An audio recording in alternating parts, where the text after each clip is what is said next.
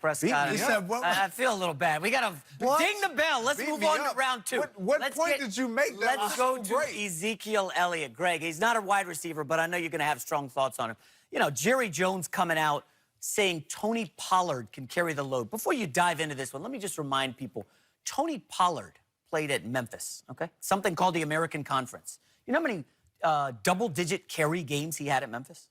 2 in his career. And now he's going to carry the load for the Dallas Cowboys. What on earth are the Joneses doing? Number one, don't knock Memphis. Don't knock. It's a great city. I don't disrespect any place that a guy come from because it makes them who they are. Fair. And so I don't discredit where he's come from, how many carries. But what I will say about this is Jerry Jones playing both sides.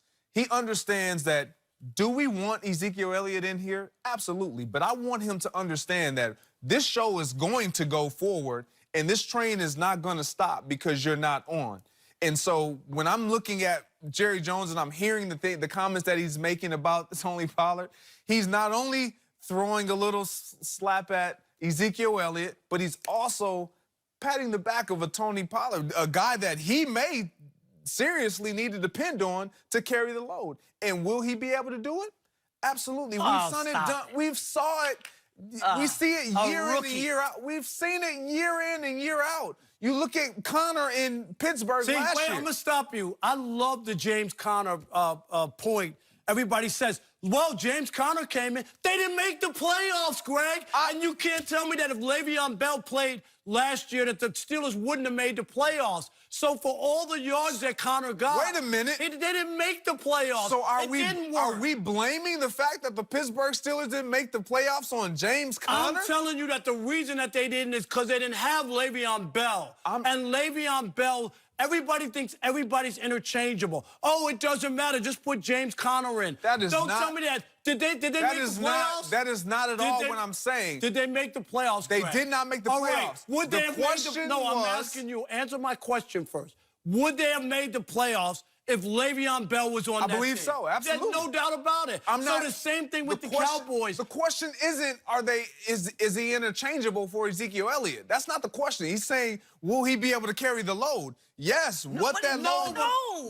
Ezekiel's a 3-down guy, Greg. He blocks, he catches passes, he runs the football. Come on, There's only 3 of those in the league. Let's be realistic. When Jerry Jones is talking about carrying the load, he's not depending on Tony Pollard to carry the ball 25+ times and to catch the ball out of the backfield. Would that be special, and would that put him in a great position moving forward for his career?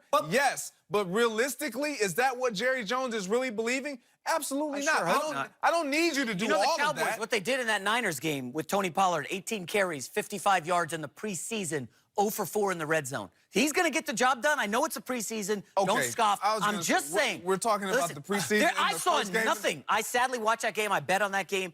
I saw nothing from Tony Pollard. And I like him as a scat back coming out of the backfield catching some passes, but he is not a carry-the-load guy. I hope you never watched me in the preseason. I did watch you in the preseason. But Greg, this is the other thing. And the Cowboys are supposed to be a team that's ready to make a Super Bowl run. That's the difference. This isn't some team trying to make the playoffs. They've won the division 2 out of 3 years. They're set up. They got Amari Cooper, right, to start the season, not to join them in progress. They got a top running back in Ezekiel Elliott. Dak Prescott works when he has all of his pieces together. This team is supposed to make a run. Don't tell me some Pollard all of a sudden out of nowhere is going to be that guy. They need Ezekiel Elliott. Jerry Jones can pat these guys on the back, talk about how great it is, and you don't need a running back to win a Super Bowl, all that. They won't win anything without Ezekiel Elliott. It's just a fact. They're a 6 or 7. Let me please be crystal clear. I am not at all saying that Tony Pollard is at the level or on the level or equivalent to will ever be on the level. Ezekiel Elliott. That is not at all what I'm saying. But what Jerry Jones is trying to do is make sure that he's encouraging a young running back that he understands the reality of what's in front of him. And that is Ezekiel Elliott is not present. And he may not be present due to financial disagreements right now. You may be the guy. I need to implode and make sure that I dump a boatload of confidence on you and within you to ensure that you know you have my 100% support moving forward. Can I remind you of what happened the last time a great Cowboys running back held out? You don't have to remind me. Oh, you remember Evan Smith in '93? And They opened 0-2. Jerry said, "Oh, please, here's all the money. Groveling. Take it all." I'm And not saying that won't be the case, but what I'm saying is, having played in this National Football League, one pony doesn't stop the show, fellas. So the fact that Ezekiel Elliott isn't in there means the next man has got to play, and he's up, and it's his opportunity to do something special for his career. I get all that. The bottom line still is Jerry Jones, his championship clock is ticking, right? Jerry's not getting any younger. Super Bowl, yeah. He has to win another Super Bowl, actually, to validate him because... validate him? Is Jerry Jones in the Hall of Fame? He's a billionaire, too. No, he's in the Hall of Fame, but I'm talking about they haven't done anything since Jimmy Johnson's been gone. Let's just be honest. They've won 2 or 3 playoff games in 25 years with Jerry running the show. Jerry wants to win another Super Bowl. This is his best team and best situation. Jerry will come around. Jerry's the same guy who tried to run a coup, right, against the commissioner for Ezekiel Elliott. And now all of a sudden, he's going to play hardball. He needs Zeke. He knows he needs Zeke. Right. In order Rob, to... I got a new question for you, kind of spinning off both of this. You were willing to say Dak needs the money. Who are you prioritizing today if you're Jerry Jones? Ezekiel do you Elliott. need to get Zeke in, or do you need to give Dak Ezekiel money? Elliott, it's a no-brainer. Right. It's a no-brainer. When you look at the Dallas Cowboys and how they're constructed as an offensive team, they're constructed to run the football. You look at their offensive line. They're constructed to rush, run block versus pass protect. Not that they can't pass protect, but that is how they're built.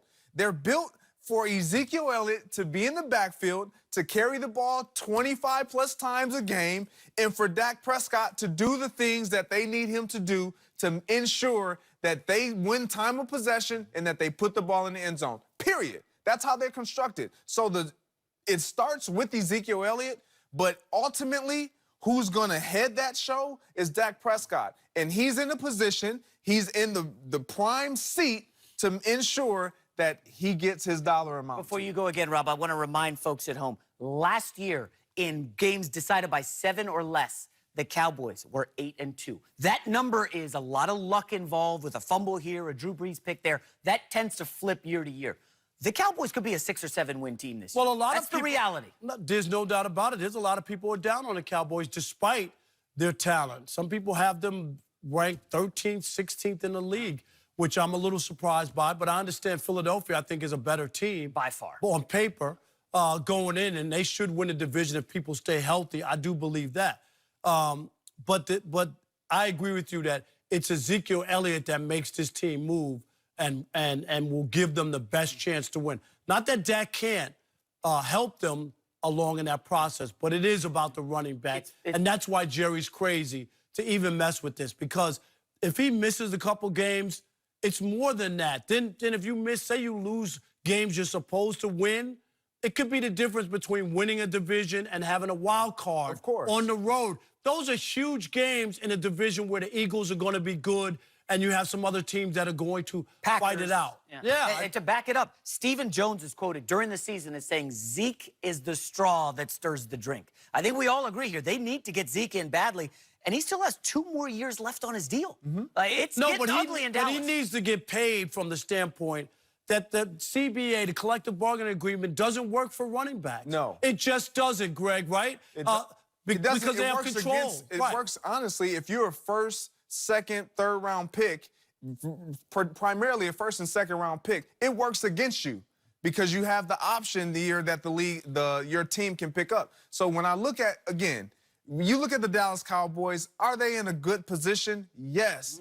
They're in a good position because they have the pieces to where they can still win football games. Because Ezekiel Elliott is out, do I believe that they will go deep, meaning the playoffs? I don't, because I think he, again, is the reason why you have a guy like that and you pay a guy like that. Because in the playoffs, you need players, you need playmakers on all sides of the ball, on different levels of the ball. And with Dak Prescott now having the passing game and Amari Cooper and Randall Cobb and Michael Gallup and all these weapons, and you say, you know what, we're good now, so we can back off on these, you're out of your mind. Dak is not the guy to drop back for 45 passes a game. That's just not what you're trying to look for. Not down in Dallas. Am I right? Not down in Dallas. Zeke is probably watching this from a tiki bar. And, you know, Zeke, we knew you need to get paid. Have a double on me. Yeah. All right, coming up next is Antonio Brown.